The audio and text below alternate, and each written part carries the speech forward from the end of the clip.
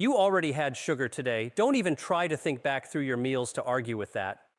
It was in something. It is almost always in something. The coffee, the bread, the juice, the yogurt that said healthy on the front label, the sauce, the snack, the drink you grabbed without even thinking about it, because that is just how modern eating works. Now, and here is the thing that nobody is talking about honestly enough. Right now, as you are sitting here watching this, that sugar is moving through your body and doing things to your cells, your organs, and your brain that you were never clearly told about. Not in school, not by your doctor during a 10-minute appointment, not on any food label that has ever existed. What is actually happening inside you is the conversation we are having today, and once you understand it, you cannot go back to not knowing. This is not going to be another video telling you that sugar is bad and you should eat less of it. You already know that. Knowing something and understanding the biological reality of it are two completely different experiences, and it is the second one that actually changes behavior. When you know sugar is bad, you feel mildly guilty about dessert. When you understand what sugar is doing to the lining of your arteries, to the cleaning system inside your sleeping brain, to the frontline soldiers of your immune system, the relationship changes entirely.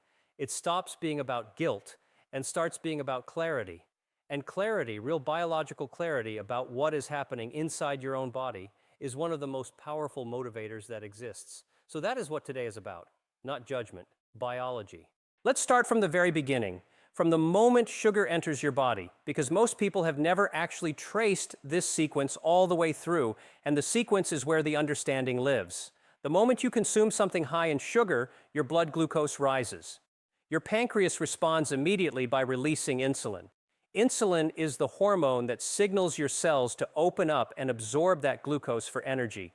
This is not a broken system. This is a beautifully designed system doing exactly what it was built to do. The problem is not the system. The problem is the volume and the frequency with which we are triggering it in the modern world, because the human body was never designed to handle the quantities of refined sugar that have become completely normal in contemporary life. And when a system that was designed for occasional moderate activation gets triggered aggressively, repeatedly, multiple times every single day for years, it starts to change. And not in a good direction. Now, before we go deeper, I need to tell you something, and I need you to remember it, because we are going to come back to it near the end of this video, and it is the part that I think is going to stay with you the longest. There is something sugar does to your brain specifically, not to your heart, not to your waistline, not to your blood pressure, but to your brain, during the hours when you are asleep and completely unaware that the world's leading neurologists are now describing as one of the most concerning findings in modern cognitive science. What sugar does to the system that cleans your brain while you sleep is something that connects directly to memory loss, cognitive decline, and the conditions most people are most afraid of developing as they get older. We will get there.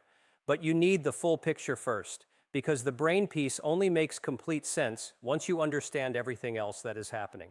The liver is where the hidden damage truly begins, and this is the piece of the sugar story that most people find genuinely shocking when they hear it for the first time. When you eat refined sugar, particularly anything containing fructose, which includes table sugar, high fructose corn syrup, sweetened drinks, packaged snacks, fruit juices, and most processed food, that fructose travels directly to your liver. Your liver is equipped to handle fructose in the amounts nature intended, meaning the fructose in a piece of whole fruit eaten occasionally. What it is not equipped to handle is the industrial quantities of fructose that the average person is consuming daily without even realizing it. When your liver receives more fructose than it can process, it converts the excess into fat. The fat accumulates inside the liver tissue itself. This is the biological origin of non-alcoholic fatty liver disease, a condition that now affects roughly 1 in 3 adults in many countries, the majority of whom have zero symptoms and zero awareness that it is happening. A fatty liver does not stay quietly fatty, it becomes inflamed, and that inflammation does not stay inside the liver. It sends inflammatory signals into the bloodstream that begin affecting the heart, the kidneys, the metabolic system, the immune system, and the brain. What started as too much sugar in your drink has become a source of systemic inflammation spreading silently through your entire body.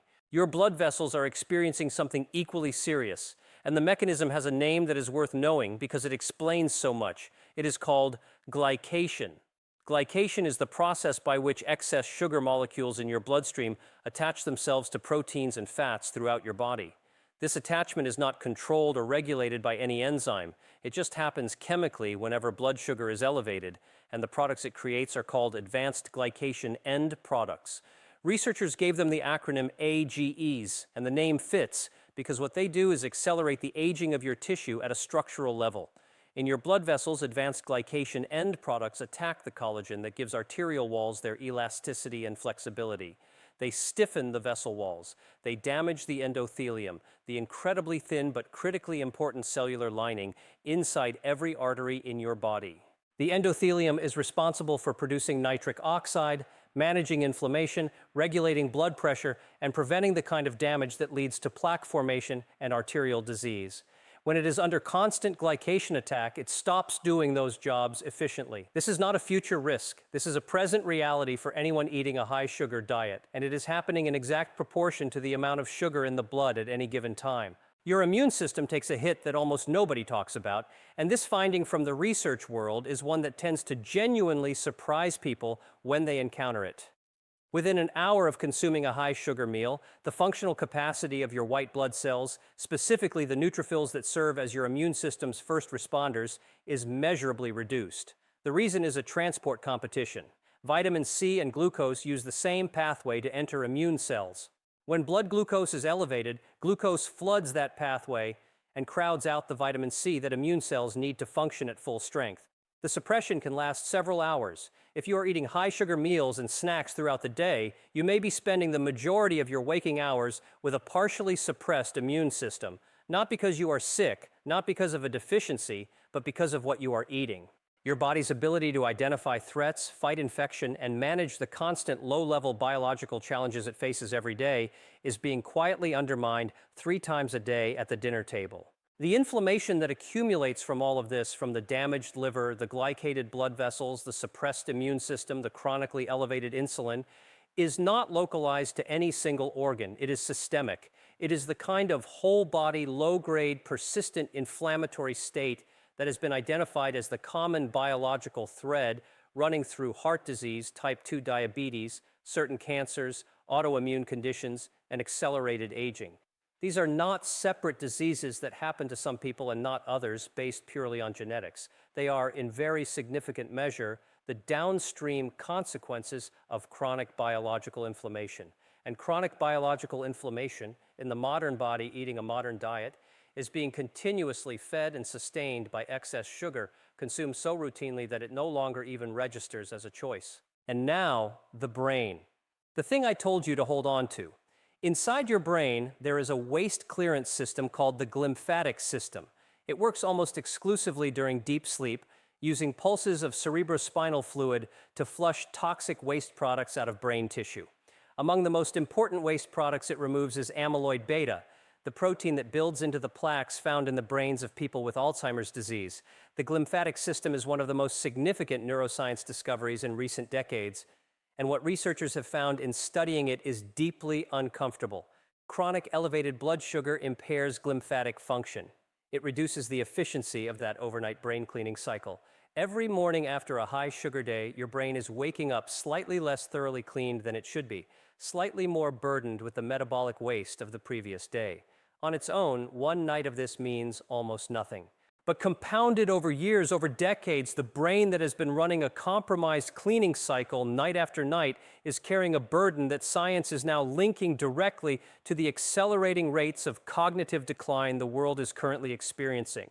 You are not just eating sugar. You are potentially degrading the system that keeps your mind clean, clear, and protected while you sleep, and it makes no noise whatsoever while it happens. This is the reality, not someone else's reality. Yours. The damage is not hypothetical. It is not waiting for you somewhere in the distant future. It is cumulative, it is biological, and it is proportional to the choices made today, tomorrow, and every ordinary day that follows. The good news inside all of this is that the body responds to change. Vascular inflammation can be reduced, liver health can be restored, insulin sensitivity can be recovered, the glymphatic system functions better when blood sugar is controlled. The biology moves in both directions, and the direction it moves in starts with understanding what is actually happening. So here's my question for you, and I want you to answer it honestly in the comments, because real conversations in this community matter more than you know. Before today, before this video, how much of this did you actually know? Did you know about the liver, the glycation, the immune suppression, the brain? And what is one thing, just one, that you are going to change starting tomorrow? Write it below, because sometimes the most powerful thing you can do is simply say it out loud.